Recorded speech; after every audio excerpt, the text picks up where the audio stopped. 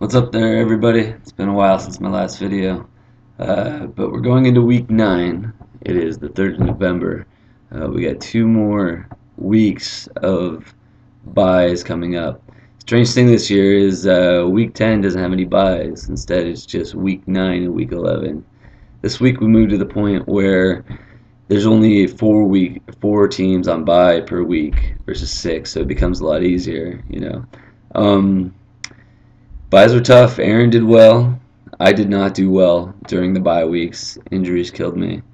The standings are very tight right now, though. It's a bit interesting season. We got basically, at 3 and 5, we got 4 teams, but they're all only one game out of sixth place. So everybody is right in the mix here, and a couple of wins here. We got just 5 weeks left. A couple of wins here could get you going.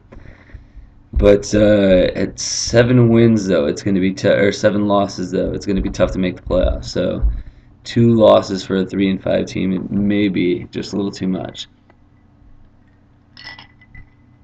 That's how you hold your liquor right there. So 400-pound gorillas. Aaron's doing really well. Did well through the buys, and he's running away with the East. He's at 6-2. Coming in at second, we got myself.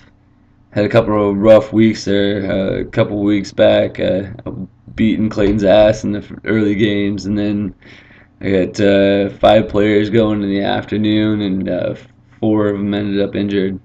So, uh, but I'm only a 1 game ahead. Paco at 4-4 there. So the Central is a very tight race. We got 2 teams at 5-3 with Killer Joe and New York Seahawks. King of the Jungle and Forbidden Fighters are both 1 game back at 4-4. So you got all 4 teams there within 1 game of each other. Yeah, and if you're 3-5, you're only 1 game out of sixth place. So keep trying. Next week we got Thursday games starting. So make sure you got those Thursday portions of your lineup set up, and it's going to be through the rest of the season. We're going to have 1 game every Thursday night. Trade deadline's coming up. It is November 9th, midnight, next Wednesday. So any last minute trades you want to get in there, try to get that done. Had a trade happen today, actually. I think Rowan got the better of Clive on that one.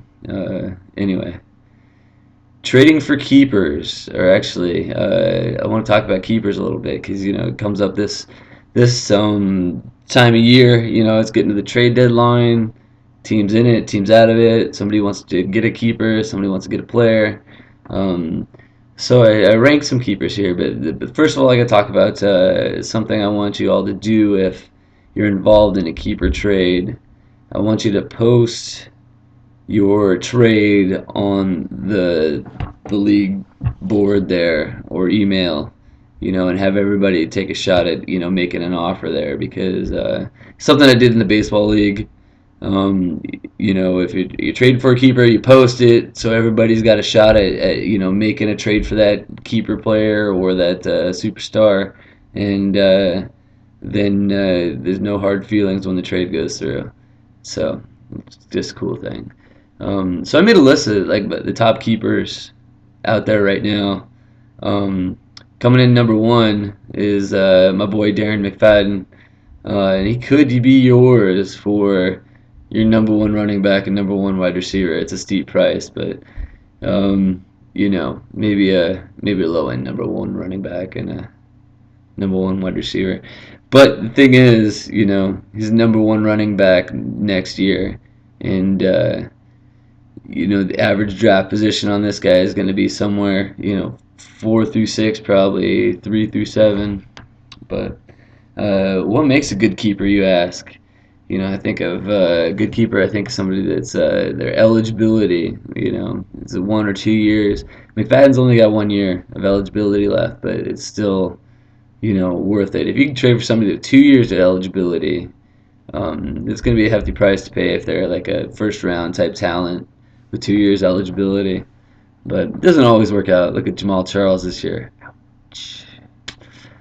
What else? You want skill position players. Nobody picks linebackers in the first round since Chris Tonzio and Ray Lewis, man.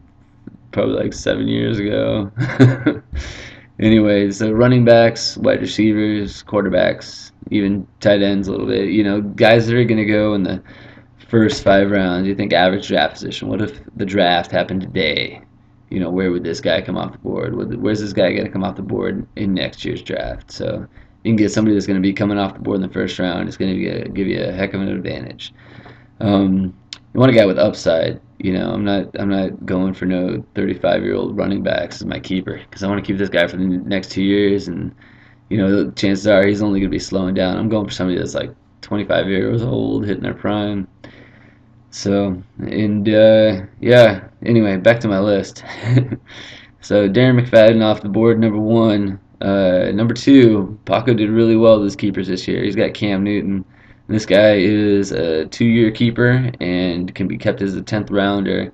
I don't imagine anybody's going to be able to pry this guy from Paco for half their squad.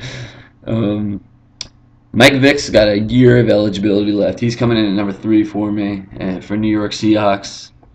Pocket got another guy, Jimmy Graham, number four. He's quite the stud at a tight end, ranked all the way up there, but he would have good stats for a wide receiver, and he's playing at a weak position, so he gets the bump. Paco here's again with AJ Green. This guy usually picks a lot of rookies, and most of the time they don't pan out, but he had a couple pan out this year. So um, back to one of my boys, Jamal Stewart, or Jonathan Stewart, running back there for Carolina. If you guys haven't watched this guy play, he's one of the more talented running backs in the NFL in a timeshare situation with D'Angelo Williams, who just got a big chunk of money, so they won't let him touch the ball as much as he should. But anyway, the coaches are catching on, though. This guy's been carrying the ball more and more throughout the season, and I believe come the second half of the season here, he's going to be getting heftier and heftier workloads. Another guy with a year of eligibility left is Roethlisberger. He's going to count as a 6 or later pick. 400-pound gorilla's got this guy. Ron Gronkowski for the Forbin Fighters is a real homer pick, and I believe he was a 10th or later pick, so 2 years of eligibility. And then Aaron Hernandez as well, the other tight end for the Patriots there. Puff and pass, got him. Steve Smith, I ranked him at 10 because of one of my points up here was upside in age. Steve Smith's having an awesome year, and but he is no spring chicken, so I'm not gonna rank him as a super high keeper, but he does have 2 years of eligibility. That is if he doesn't retire. I don't even know how old the guy is. He's been around forever. You all know Steve Smith, the first Steve Smith. So we got Sam Bradford coming in at number 11. Not having the best year, but he should be in line for a couple more wins at the end of the year here because their schedule is really tough to begin the season. It's a little weaker at the end of the season. Coming in my 12th and final spot, I got Daniel Thomas, running back for Miami. And Trey Tebow's got him. 2 years of eligibility on that guy. I think he's a 6 or later pick, though. So, if you want to looking for a valuable keeper to trade for, the guys on the list are who I think are good keepers to trade for. I would especially be wanting to, if I were looking to trade for a keeper, think pick my own guy.